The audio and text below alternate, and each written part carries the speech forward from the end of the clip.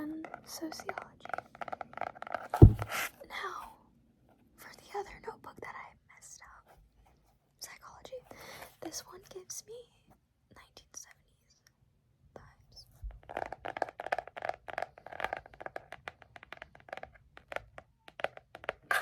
So, this time around, I'm going to teach myself and then teach you, because that's like a learning method. So, psychology. Okay. Empiricism is objective, evidence-based approach to gaining knowledge by observing and measuring thoughts, feelings, behaviors. My brain is like totally turned off right now, but I do need to get on this. I really, really need to get back to my academic weapon ways. I fell off so long ago, and I haven't picked myself back up. Like, come on, like, it's time now. Like, you gotta get back into it. So, class, empiricism is objective, not subjective, but objective, evidence-based. It's an objective, evidence-based approach to gaining knowledge, and they gain knowledge by observing and measuring thoughts, feelings, and behaviors. I share something here. Thoughts, feelings, behaviors. And then theory.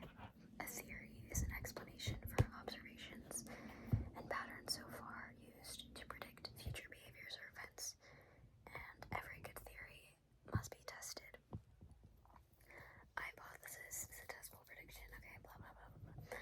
Psychology is the scientific study of mental activity, your thoughts and your feelings and your behaviors and your brain activity. That stuff was like easy, like common sense kind of. Now we need to get into the concepts. Structuralism is the science of the conscious mind. Introspection. Examine. I don't know what I'm on about in this. Like, the way I took these notes is not great. Examine conscious thoughts and break into patterns, how parts relate. Okay. Science of the conscious mind. Introspection examines conscious thoughts and break into parts, how parts relate. I think that's like functional structuralism. I think that's what it was called in sociology. I learned something that also had structuralism, and it was about like how each part of the society works together to make the whole, something like that. So structuralism is how it examines the conscious thoughts and breaks it into parts and finds how the parts relate. And then functionalism is the function of thoughts, the flow of the mind, the evolutionary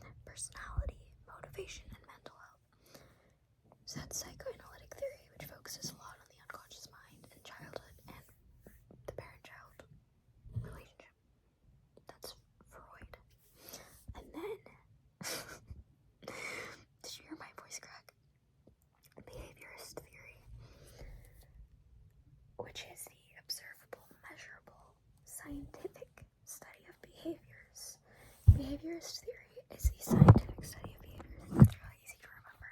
It's in the name. And it is about the actions that we can observe and measure. Behavioral therapies, nurture. Okay.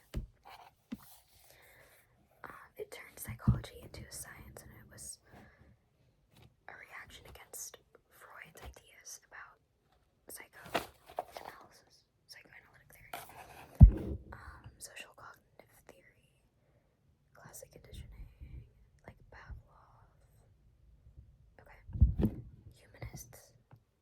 Humanism, or I think it's called humanist theory, is that humans are not pawns of their environment or animal heritage. Humans have the power of the conscious mind. So while Freud and psychoanalytic theory believed in the unconscious mind, humanists believe in the conscious and that we have free will. And they don't place power on something outside of them. It's from within the human.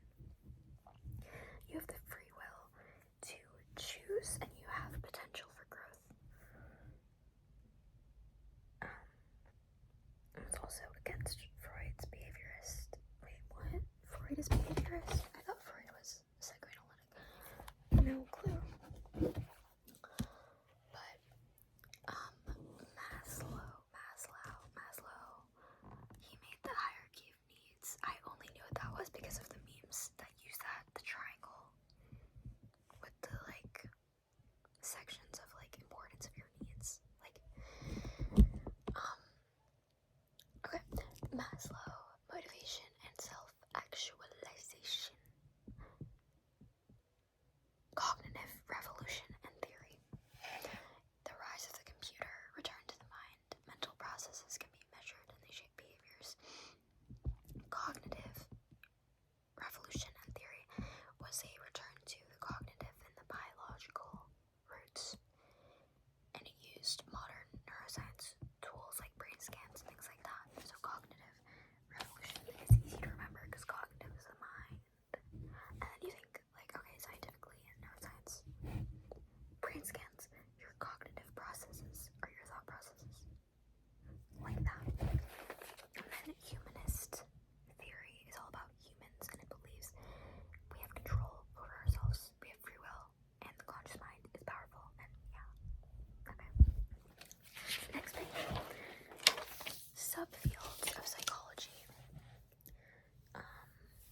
Biopsychology is about how genes, the brain, and the nervous system relate to behavior.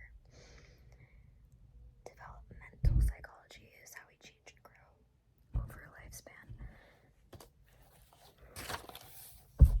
Okay. Independent variable and dependent variable. So the independent variable is the variable that is making a change occur, right? The factor changed on purpose between the groups, and then dependent variable is what's being changed. The factor measured as an outcome to determine if there's a difference between the groups. And it depends on the independent. And a experimental group receives the treatment or the intervention, and then the control group does not receive anything. The control group, it's not experimented on.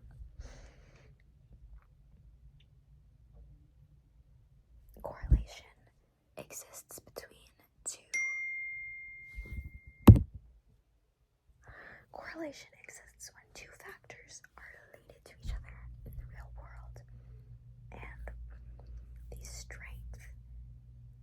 What?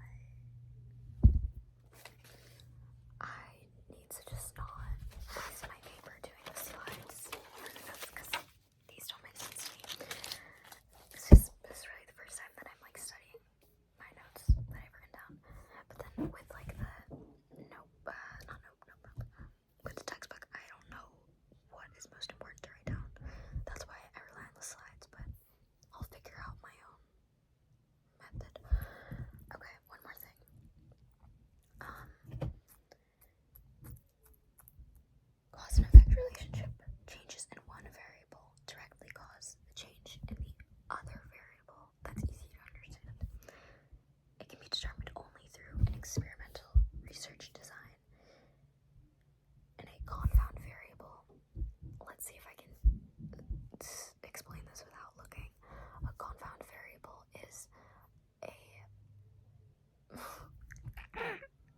it's a variable that affects both of the variables, and so you may be deceived and think that these two variables are cause and effect relationship, but you don't keep in mind that there is a confound variable that's affecting them both, like often giving the false impression that changes in one variable causes changes in the other, but it's an outside factor that's affecting those two events or things. Okay. That was really me teaching myself. If you didn't get that, like, obviously I'm not in the position to be teaching you about psychology. Like, no, like, watch Psych to Go instead of me, if that's what you're seeking. I was just looking at my watch later. I had so many Psych to Go videos. Like, I was just gonna make a joke, but I don't have time for it, like, to execute